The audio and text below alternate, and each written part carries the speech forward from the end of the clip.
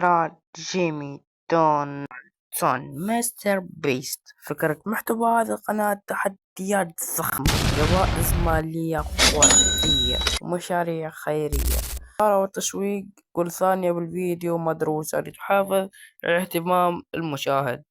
وأيضا في فرق إنتاج احترافي جدا، لديه فريق من المونترين والمخططين والكتاب، يعني ترندات اليوتيوب العالمي، يستهدف جمهور عالمي وترجم قنواته لعدة لغات مثل الإنجليزية، العربية، الفرنسية، الهندية، يعني الصينية، أي لغة. قناة دي سيرياس شركة إنتاج موسيقى وسينمائي هندية، أكبر شركة موسيقى في الهند، وتملك حقوق الأغاني والأفلام. القناة على اليوتيوب تعرض فيديوهات موسيقية، أغاني بوليوود، كليبات، وأحيانا مشاهد من أفلام.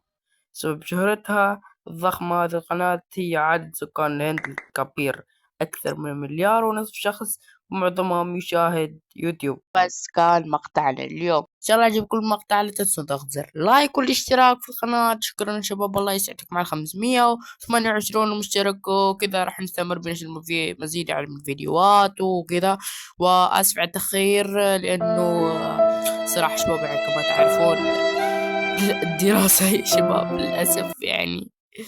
أوكي، وإن شاء الله وراح ننزل يعني مقطع ثاني، ما بعرف أنا، يمكن يوم السبت كذا يعني، ما بعرف. أوكي، وبس شباب يعني دائما كونوا في الموعد في تنزيل فيديو كذا. أوكي، وبس، يلا سلام، كنتم في رعاية الله.